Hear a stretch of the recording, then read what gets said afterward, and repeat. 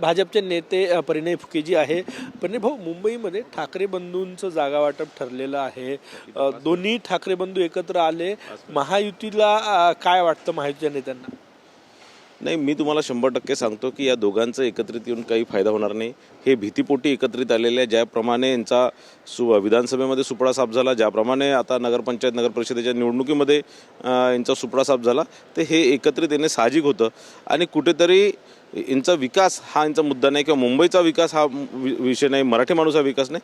त्या महानगरपालिकेवर सत्ता काबीज करणं आणि त्या महानगरपालिकेवर त्या मुंबईची लूट करणं याच्याशिवाय या दोघाही भावांचा दुसरा काही अजेंडा नाही. भाजपनं अजूनही यादी जाहीर केली ना, मुंबईत केली ना, नागपुरात केली. महायुतीचे जागावाटपाचं सूत्रही जाहीर केलं नाही. नाही, ते आज दुपारपर्यंत हे सगळे जे चित्र आहे ते स्पष्ट होणार.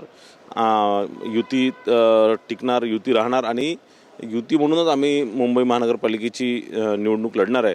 आणि मला वाटतं की 100% यावेळेस आपण ॲब्सोल्यूट मेजॉरिटीने तिथे निवडून येऊ. दोन शेवटचे प्रश्न. एकतर विधानसभेत जसं केलं होतं की फॉर्म्युलाच जाहीर केला नाही, नावच जाहीर केलं नाही, डायरेक्ट एबी फॉर्म पोहोचवला, तसेच सरप्रायझिंग धक्के तर नसणार ना बंडखोरी टाळण्यासाठी? नाही, 100% तसंच राहणार आहे. त्याच प्रकारे राहणार आहे, कारण आता आजचा आणि उद्याचाच दिवस शेवटचा आहे. आणि मला असं वाटतं आज डायरेक्ट यादीच जाहीर होणार किंवा डायरेक्ट एबी फॉर्मच अलॉट करतील. म्हणजे उमेदवारांना सांगून दिलेलं आहे तुम्ही की तुम्हाला लढायचं आहे म्हणून, बंडखोरी टाळण्यासाठी यादी जाहीर करणार नाही? जिथे क्लिअर आहे तिथे सांगून दिलेलं आहे की इथे इथे, जिथे क्लिअर नाही तिथे ते थांबलेलं आहे, ते प्रोसेसमध्ये. शेवटचा प्रश्न, विकासाच्या मुद्द्यावर मुंबई नागपूर ह्या सगळ्या निवडणुका असेल?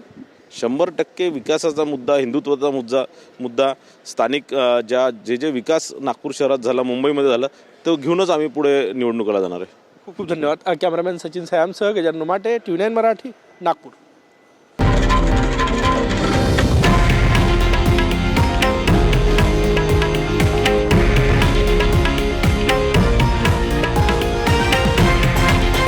हे आहे देशातील नंबर 1 न्यूज नेटवर्क आणि आपण पाहत आहात TV9 मराठी, एकमेव.